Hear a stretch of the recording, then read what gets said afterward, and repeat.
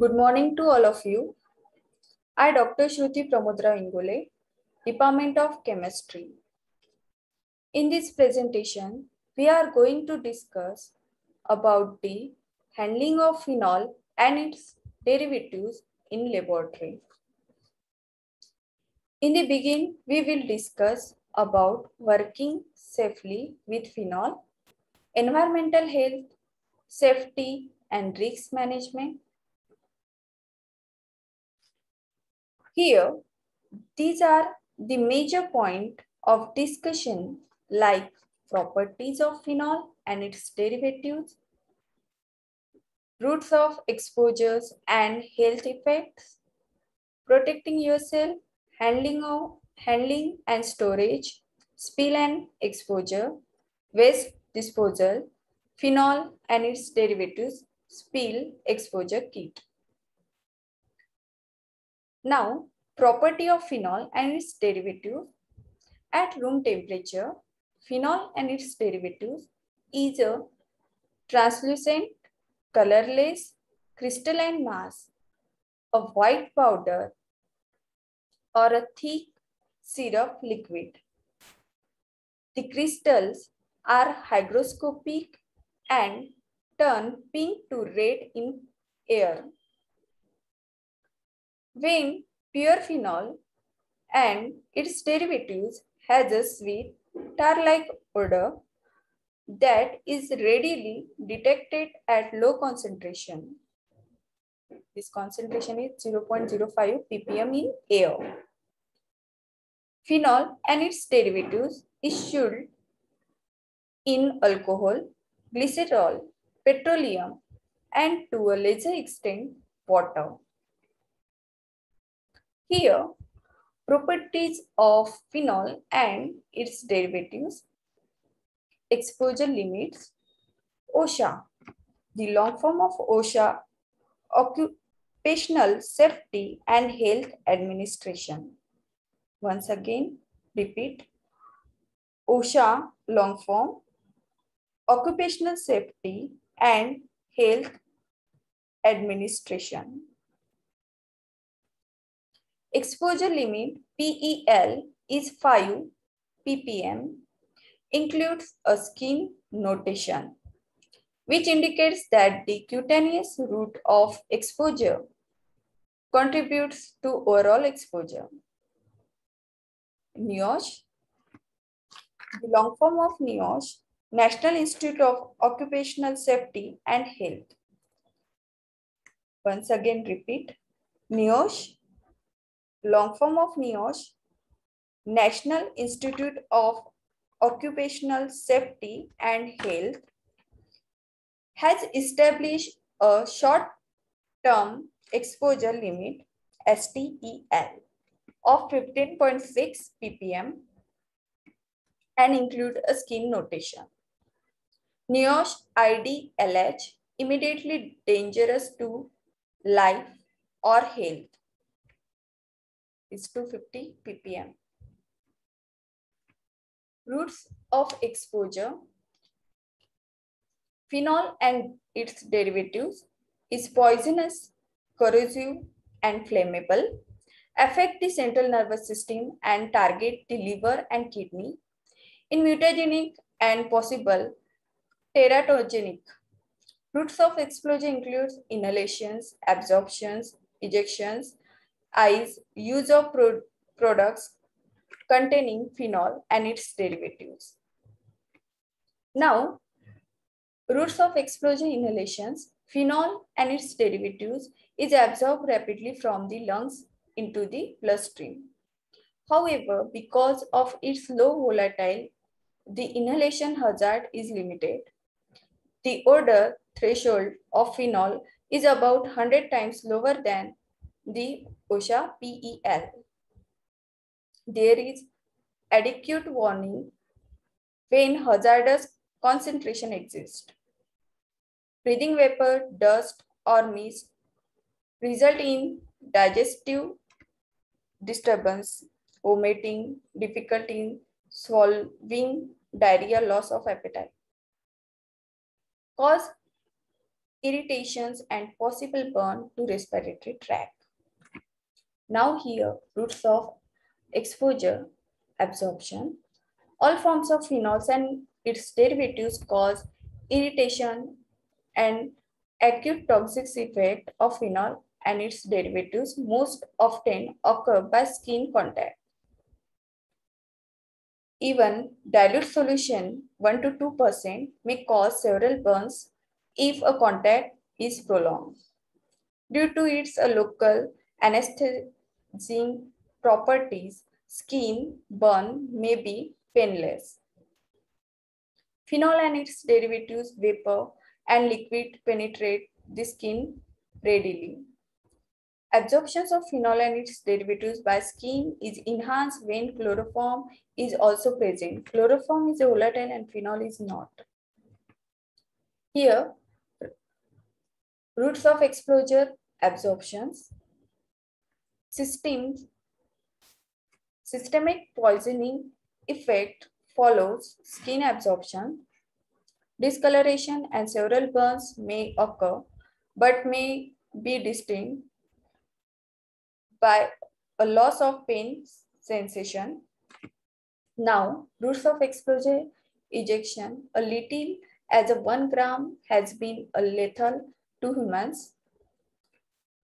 Symptoms may include a burning pain in mouth and throat, abdominal pain, nausea, vomiting, headache, dizziness, muscular weakness, central nervous system effect, increasing in heart rate, irregular breathing, coma, and possibly death. Now, routes of exposure eye, corrosive to eye burn which redness, pain, blur visions may occur, may cause several damage and blindness. Now, routes of exposure products containing phenol and its derivatives. Phenol and its derivatives in low doses can be found in some consumer products. It is used as a disinfectant, antiseptic, and pain reliever. Most used in the manufacturing of resin and plastics, but it is also found in explosive, fertilizer, paints, rubber, textiles, adhesive, drugs, paper, soap, wood, preservative, and photographic developers. Protecting yourself.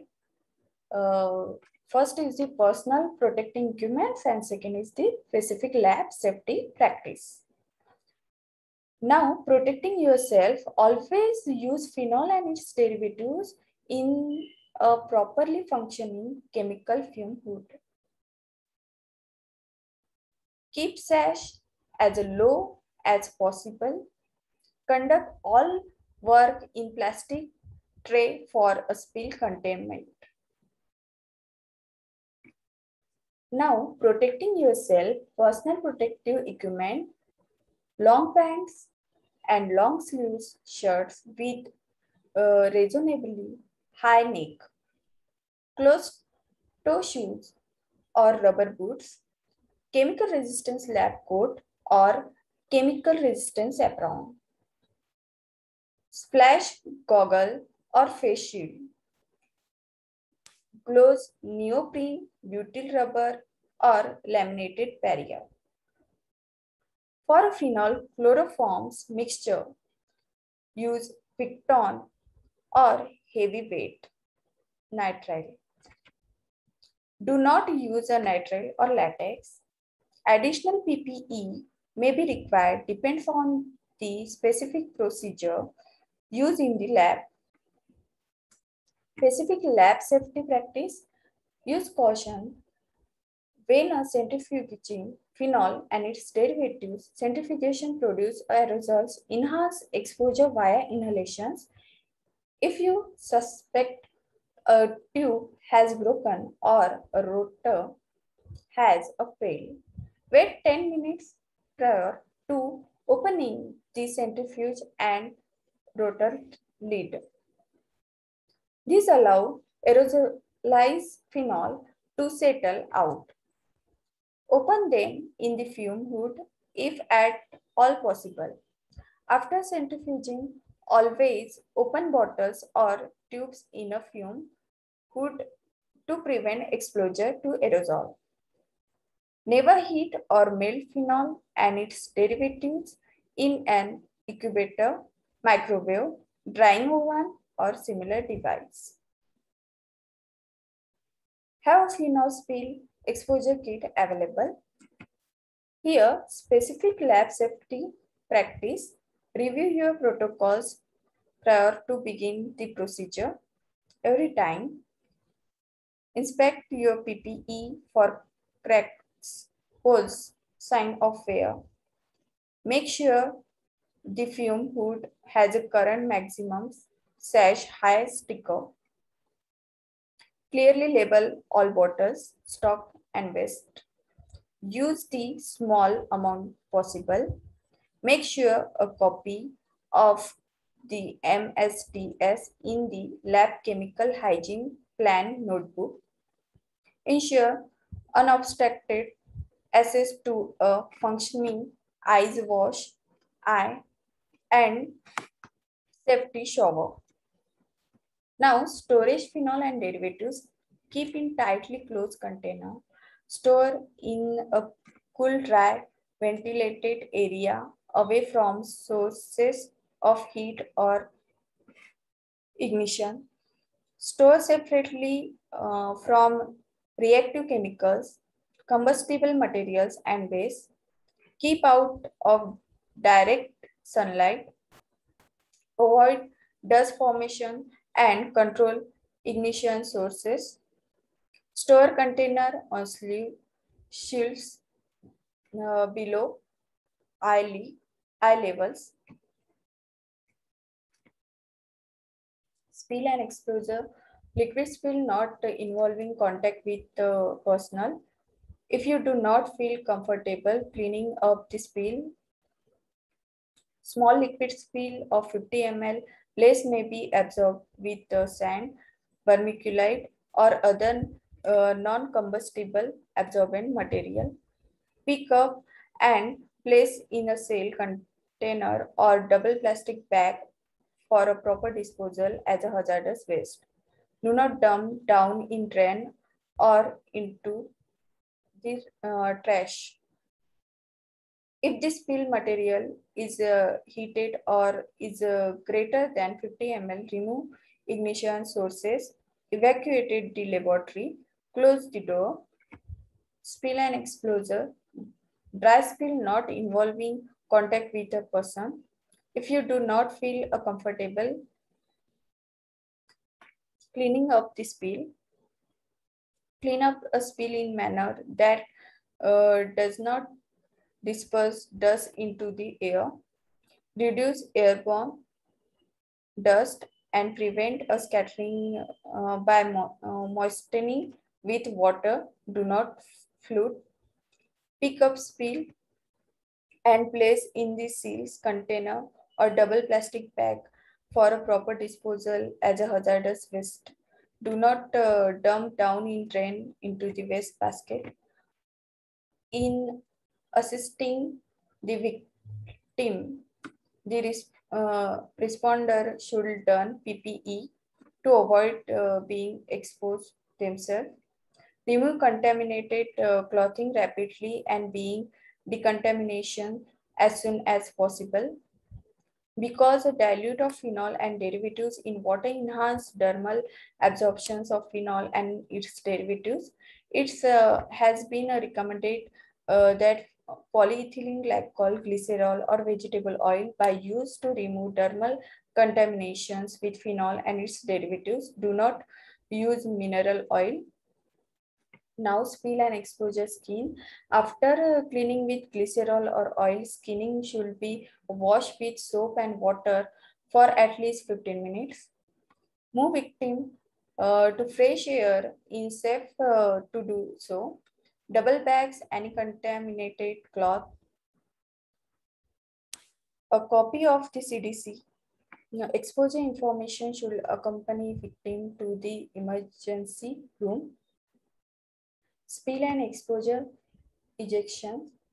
If a solvent immediately administer castor oil